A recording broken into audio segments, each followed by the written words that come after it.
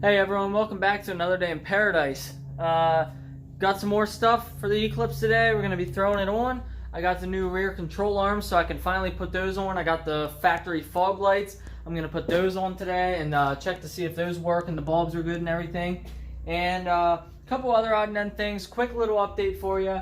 I did get the spark plugs for the motor. I put the spark plugs in, got the old ones out, ordered some new bolts and everything for the motor. I pulled the turbo off, so here you can see, pulled the T25 off. I was originally going to upgrade to the Evo 3 16G, but I think I'm going to wait a little bit before I do that. I got to clean a little bit of overspray off some of these hoses and such, but painted the block and just try to clean it up a little bit here and there. So I finished putting the hoses on. The only one I haven't put on yet is this one. For now, I got the ARP bolts to replace these, because I rounded a factory bolt out and had to break out the rounded bolt extractors. They're just a nightmare. They get stuck in there, so I got some ARP bolts on the way. That's it for the updates. So here's the replacement lower control arms for the rear of the car. These ones will fit, and they are correct. So these are fully adjustable. They don't have a standard ball joint. They're awesome. They're built to last. They're tubular. They're a lot lighter than the factory control arm there. These are actually made from Volk Metalcraft. I'm going to put these in the car. The only issue I'm going to have is probably taking this one out. I might have to pull the muffler off because I can't seem to get behind there to beat that bolt to come out the other side. The only issue at all is, since these are fully adjustable, I'm probably going to have to mess with it a little bit once I get the car on the road, as far as trying to get the toe in and out correct. I'm going to go ahead and install these. I got to get this other one out first and go from there. Alright, so the first one is mounted. Now you can see how it looks. So hopefully the adjustment is close. But yeah, that's awesome. So that's in there now. So I'm going to go ahead and install the other side. Alright, so we got the driver's side in now. The only thing left to do in the rear of the car is to bleed the brakes. So whenever everything's ready to go and all 4 brakes are on the car, I bleed the brakes.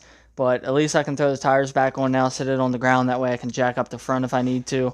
So yeah, I'm going to move on to the front of the car and start working on the fog lights. Okay, so these are definitely going to need a little bit of cleaning up, but that's no problem.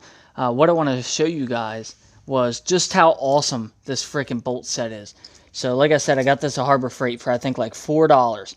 I'm not even kidding. These are all metric bolts, and these just happen to be the exact size of the fog light threads. Like, these fit in perfect. Sorry, this one's doesn't have a lot of room to work with, but I'm not kidding. Watch how easy this goes, and it's a 10mm socket. This isn't cross threading. Look at that. Perfect freaking fit. Yeah, I gotta get this one threaded in just a little bit further. It's grabbing that piece there. They're a little long, but that's the only problem. I mean, already I got my money's worth out of them. Because if I would have had to figure out the size and run to Lowe's and get bolts for that, it would have spent, I would have spent another hour or two running out to Lowe's getting bolts, and I probably would have spent $10 getting a bunch of little bolts. Well, maybe not. Maybe like $5. But still, that's more than I paid for this entire box. So, already paid for itself. Super glad I got that. So, I'm going to put both fog lights in. I found the plug. Right here's the plug. And it's zip tied kind of up in there. So, I'm going to cut the zip tie, bring the plug around, plug it in, and it should be done. Hopefully they work.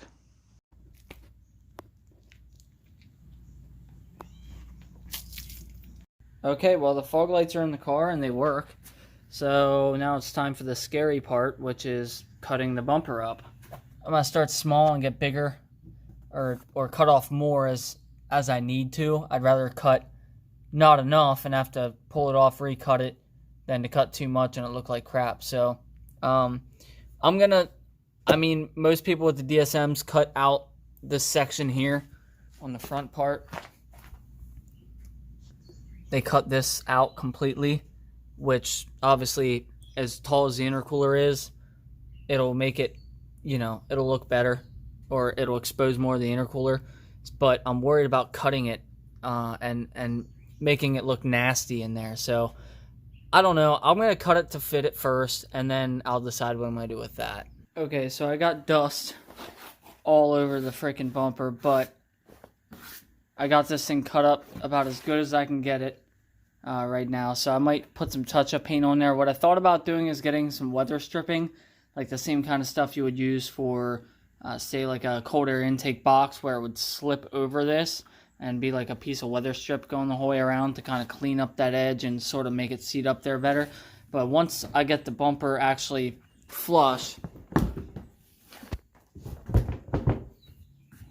that's how it sits.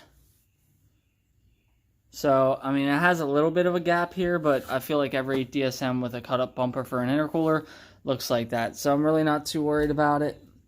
I'm going to clean up this top edge just a little bit with like a piece of like 180 or something. I'm just going to grind that down a little bit, clean that up a little bit, clean the bumper off, and then I don't think I'm going to have to repaint the bumper or anything like that, so that's a good thing. Like I said, I'm just going to order that weather stripping off eBay or something to go ahead and clean this edge up. Let me open up the door so you can kind of see how it's going to look. Rough idea how it's going to look. So I'm going to paint the fog light covers and put those in the bumper, put the side markers in the bumper. Obviously, I still have to run the intercooler piping before I can put the bumper on, and I'm probably going to put the motor in the car before I finally actually mount the bumper on. And I still have one screw over here that I have to drill out for a new bolt. And here's another little update for you. I'm starting to finally put the interior together. I got the ECU in. All the wires are pretty much, you know, all tied up, heat shrunk. Everything's clean now. And I bought a radio. So there it is, getting ready to go in the car. Just to give you an idea, I did a little mod here. Right there is the USB port. I don't know if I can get the camera down there for you to see it. Right there is a USB port, and I have Android Auto and Apple CarPlay on the radio. So Google Maps, I can run like the Torque app and plug in a USB and monitor like some of the car's information and stuff on the display. It's a 7-inch display, and I didn't have any of the mounting brackets. As you can see, it's sort of, some of the stuff in there has been cut up by somebody and missing a lot of the mounting brackets and stuff. So what I did was I actually cut up the mounting bracket for the radio itself. I'm going to have to clean this up a little bit and take the protective cover off, but I am actually epoxying the radio fast to this piece here. So I've had to do this on a couple cars before where there's no good solid way to mount the radio and keep it flush. But once this is cleaned up, it's going to look pretty good as far as fitment goes. And once that's in there, I'll show you guys how that's all working. Okay guys, so the radio install is officially done. This is awesome. I'm so happy. Basically there it is. I'm recording on the phone right now, and I have the cable plugged in. Android Auto is functional. Everything is working. So this is awesome. Putting 2019, 2020 tech into a 99 car is awesome. So that's very exciting. I can't wait to freaking drive this thing around. The speakers in this thing are actually incredible. Somebody put aftermarket speakers in this thing. There's no amp. It's literally just the radio and the speakers, and I cannot believe how good they are. So awesome. I'm so glad that that is there. The back speakers don't actually work. They're not connected, so I took them out of the car. So I don't know. I might try and connect those up because the front sounding this good, I have a feeling the back's probably going to really bring the car together. So I might do that down the road, but I'm going to go ahead and shut this thing off. It looks so good now. The interior is finally coming together. I'm so excited. For anyone wondering which radio it is, I picked this thing up. It's about 150 bucks, I think.